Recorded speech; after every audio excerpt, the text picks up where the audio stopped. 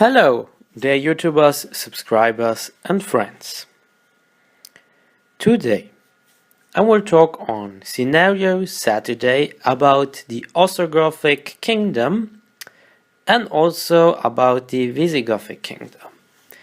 The what if question today is, what if the Ostrogothic kingdom never fall? Now, as we know, and this is something that's not so mainstream in alternate history, the Byzantine Empire with Justinian the Great, the Byzantine Empire managed to take parts back of the Vandal kingdom, so that was everything that you have like in Tunisia, Algeria nowadays, but also, for instance, Sicily and Malta.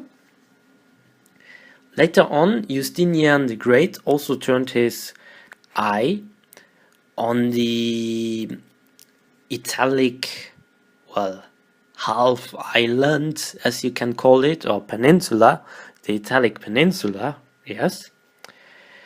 And he fought a really devastating war over there. It took many years for Justinian the Great, with the help of his best general, Belisarius, to get all of Italy back into control, but it had devastating effects. The economy of Italy fell like really low, and as you know, with all the barbarian invasion, Italy was already like totally a mess. But with the new invasion of the Byzantine Empire that persisted for many years, it just became worse. And then also you have the Black Death, or the Justinian Plague, I think it's called like this. So these are really great conditions for Italy to become a good dominant power, right? No. So, in this thought experiment, we are going to change that, but in a rather different way. Now, the first turning point that we need is a battle fought in the year 507. The Battle of Vouillers. It's a town or an area south of France, and in there we had the Visigoths fighting against the Franks. And in our timeline, Alaric II, who was the king of the Visigoths, with his son, they died. And after this battle, the Franks, they managed to conquer almost all of the south, and they actually managed also to, I think, no, not yet, but they managed actually to take a huge chunk of the Visigoths, plus their old capital around Toulouse. And without a strong brother kingdom, let's say, the Ostrogoths, they are also in a pretty bad, how should I say, shape. Exactly. Now we need that this battle is fought differently. Let's say the Visigoths, they actually got help for real by the Ostrogoths, and I think also by Burgundy, but let's say they use a different tactic. They march through the Alps and they would force the Franks to retreat. I mean, during this time, it was something really great and hugely important, but also very difficult to achieve. It was a really great thing to march through the Alps. It was seen as something that only like great important personalities can do, like Hannibal. Even Hannibal was like on the losing side. He was still seen and is still seen as an important authority in his field, in the military or political field. Now let's say somehow the Ostrogoths and also the old Burgundy, they managed to take a different route, let's say through the Alps, and they managed that the Franks, they have to retreat. So Alaric II, who was the king of the Visigoths, he didn't die. And this has a huge impact on the death of Theodoric, who was also called Theodoric the Great, the most important king of the Ostrogoths. In our timeline, there was a regency that formed for his grandson, because his son even died because he got really old. And the mother, Amazunta, was part of this regency, but then there was a fight with I guess, a nobleman in our timeline, and he managed actually, I think, to even be declared as king. But yeah, as you can imagine, if there's like an internal struggle like this, where you have a minor king and the regency, and you have noblemen who fight for the throne, you're in a bad situation. And that's how Justinian the Great stepped in and then said, okay, it's a once in the lifetime opportunity to do it, so let's do it. There are also other theories that say he preferred that Amazunta and also the grandson of Alaric, that they would still hold on power, as he didn't know or was surprised how the nobleman would react and all of that. But well, I think we can also agree that when you have like an internal struggle on an area that used to belong to an empire that you're ruling right now, you will somehow try to get it back. I mean, it's just for purposes of prestige, but also for many other purposes, economic purpose. Maybe Justinian the Great thought, oh, if I have Italy again, it's good for the economy, or we don't know. But for sure that he had his own and very good reasons, and it was really logical to attack them at this time. But now, since Alaric II and even his son, they survived, who became ruler of the Visigoths, the regency of the Ostrogoths would also include Alaric II, and Alaric II was also seen as very important, if not the most important king from the Visigoths. So you can imagine, since he was respected, it would be quite difficult for the nobleman to revolt, and even if they would revolt, Alaric, he would step in and just chop their heads off.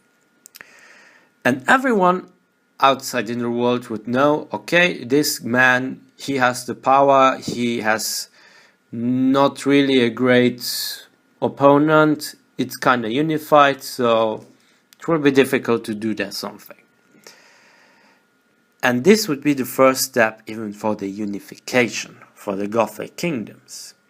Because at the end, I suppose that it's very likely that they would unite, since both territories, like the Iberian region and also the Italian regions, they were since many centuries united by infrastructure, cultural, by trade and so on.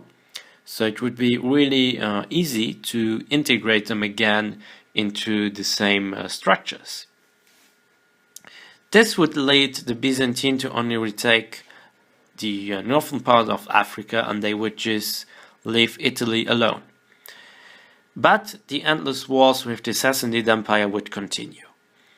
I also suppose that in the 530s, 540s, there would be many changes, as the Pope and also the Senate, who were afraid of Justinian for real, they would see him as a threat, and they would try to get Alaric II, who was part of that regency, and also the next kings or even emperors to come as ally. But it's somehow, you should somehow understand it like with Charlemagne or Karl der Große or Charles the Great, or however you want to call him. The Pope, he was actually pressured by the Byzantine Empire, who had territories really close to him.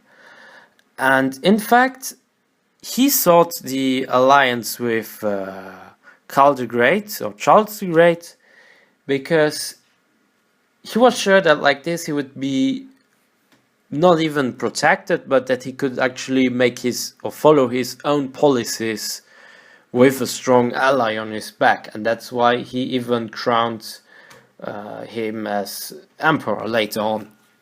So I think the same logic would apply to Alaric II and the many successors to come. And Alaric was actually reconciling with the Catholic peasant population in real life. And I think he would actually go a step further when he lives longer and even convert to Catholicism. It would lead to a lot of opposition with the mainly Arian Gothic nobles. They would eventually lose wars, the both Gothic kingdoms, but I think that like in the 540s or 550s, they would eventually unite, as there was never a war with Byzantium to begin with. I could imagine that an unified Gothic kingdom would be able to conquer, let's say, all of Iberia. They would be able to be proclaimed officially as an emperor, and they would actually be seen by the Byzantines as rival, but also as counterpart, you know, like this, not really love-hate relationship, but I would say they would be really cautious about them. But as long as one of them doesn't do anything bad, the other one would also not do anything bad. And I don't see that any of this both would attack each other except if one of them is really in a huge mess. Now, for Byzantium, this would imply a lot of things. First of all, it would imply that they could gain even wars against the Sassanid Empire. They could hold onto their borders in the Balkans, maybe a bit longer.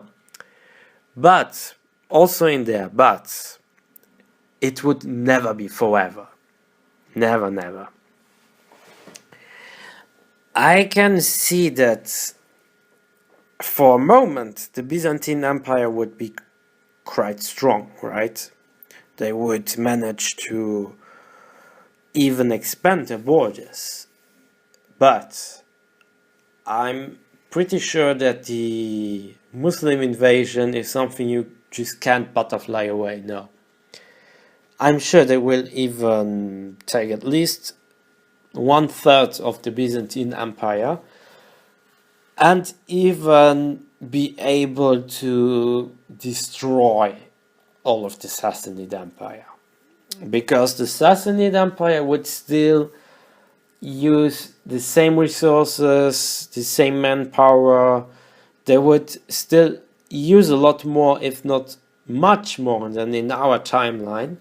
Whereas the Byzantine Empire, they might be able to hold the first invasions, but then again, seeing that the Balkans are not really securized and all the nomadic tribes that appear, they would spread their army too much, but they couldn't also spread them everywhere, you know, because at one point they would have priorities, and I think their priority would actually be not so much the Balkans, but I would say to hold the enemy as far away as possible from the capital.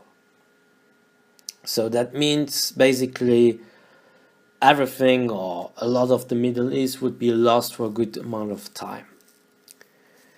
Now, this implies for the Gothic Empire that they could expand on at the cost of the Frankish kingdoms. Maybe they would even see the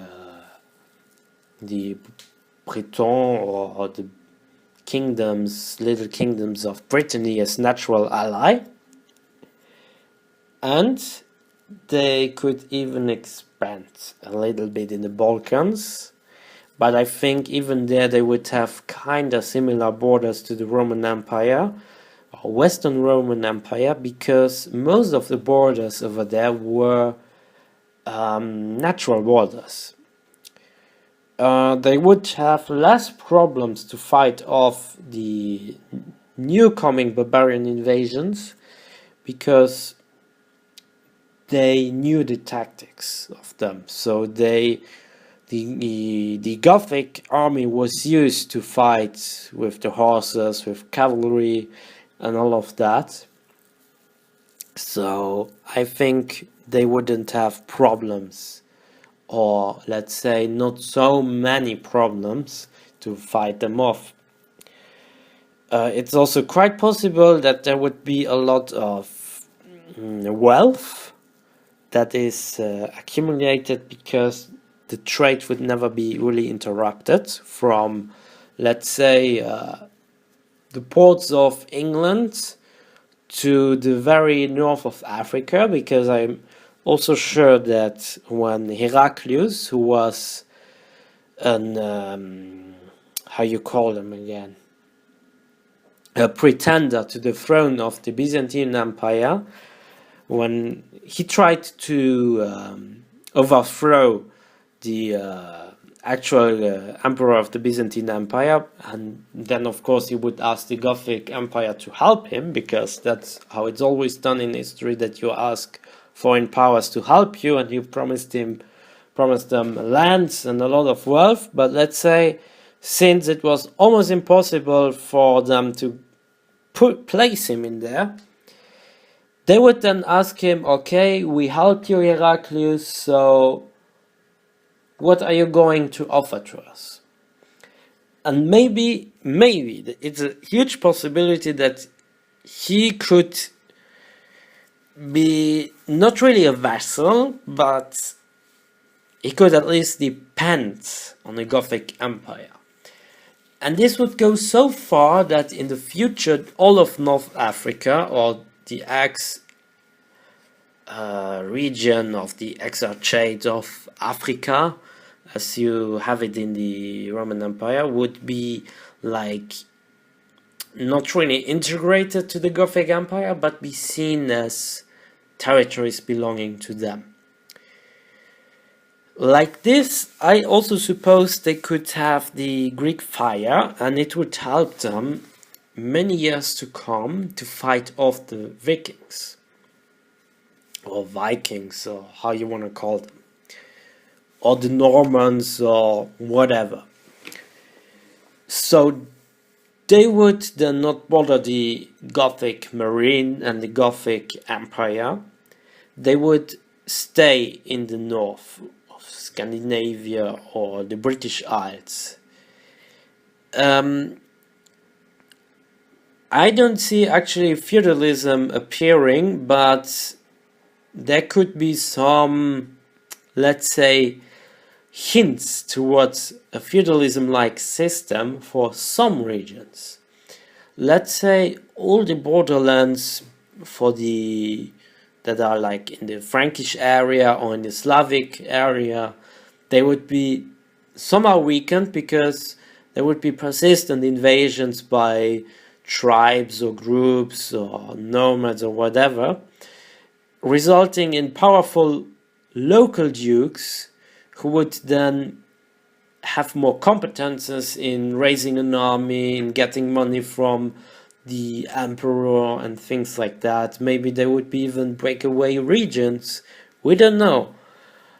And the Hungarians, the Pechengs, and maybe also the Arabs as the Mongols I don't see them as a huge enemy for the Gothic Empire, since, first of all, they would have to fight maybe first other more important kingdoms at that time, like, I don't know, the Polish kingdom or the Kievan Rus, the Byzantine Empire, and then many other people, And I don't see them going immediately to the Gothic Empire and threatening them. So when they arrive in there, they would be already weakened, first of all.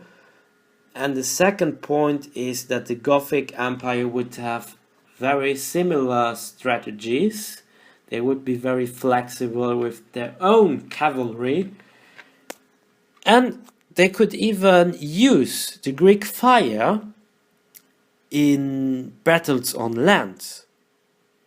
So we should never exclude that we could see other advancements in the military technology. Now, I could go even more far, but that's now really hypothetical.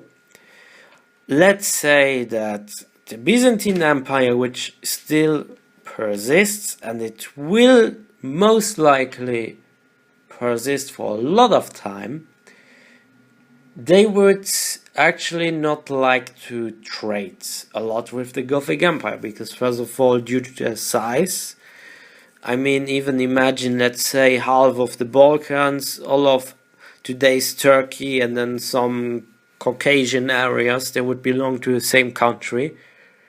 It's still a huge territory, and you would have actually most, if not many, of the things that you need. You already have them in there, and you don't need to trade it with the Gothic Empire, let's say. Maybe for silver from Spain, but I don't see what else they could trade. And also you have like the corn or crops or whatever they planted in Egypt, which would be more interesting for the Byzantine, but they would lose it, of course, on the Arabs for a long time. But I would see that there would be an embargo, it would be heavily taxed, it would be really, like, let's say, they would heavily discourage trade between these two countries. And actually, when you see it like this, an area from all of France with friendly Celtic tribes on the British Isles, to Italy, to Spain, Portugal, north of Africa, and maybe even the Sahara trade, which we should never forget. It was a really important route also in those times. It would be already enough. I mean, they would have their own trade, yes, but they would not be really bothered, let's say, if they can trade with Byzantium. But maybe, and this is a huge maybe, they could go the same similar route as Portugal. Since they don't get a lot of stuff from the Byzantine, who again would not receive many things of, let's say, of the Persian region, and then again they would be surrounded by other hostile nations, by other hostile kingdoms in the Russian steppes and so on. It would be difficult to get trade goods from China, from India, from Mongolia, even Japan. And what could one do? Well, do the same as Spain and Portugal, expand on the seas. And I actually see it happening a lot earlier, let's say in the year 1200, 1300, because there are several factors which will be positive for this outcome. First of all, you won't have such a powerful church. Remember, in the Middle Ages you had many states that actually were ruled by the church themselves. And since Europe will never balkanize in such a huge way as it did, there won't be any area left where the church can actually have the power. So they will be just like tools for the emperor, for the king. Maybe sometimes it will change a little bit, but they will never have the real power. And then the other point is, because of all this wealth that is amassed by wealthy people, by the emperor maybe, who knows, you could have people who are in favor of sponsoring people who have like good ideas. Maybe some of them take the risk and they say, okay, if you find something like in Africa, let's say, or if you are able to make some not trade routes, but some trade places, let's say, we want to have this many rights on so many products or so many percent on this and that, you know. And it could actually be something where some of them will suppose, okay, we can actually win even more, because money always rules and everyone likes to make a lot of money. So, and the other point is also that, as we know, the Vikings managed to already discover Vinland, and let's say it would actually expand, I mean the knowledge would expand beyond the borders, even the Gothic Empire would know about it, and they could got curious, okay, what's happening in there, what can we find, and also because the Saharan trade route would still be in place, they would then actually want to see, okay, what's there under the Sahara.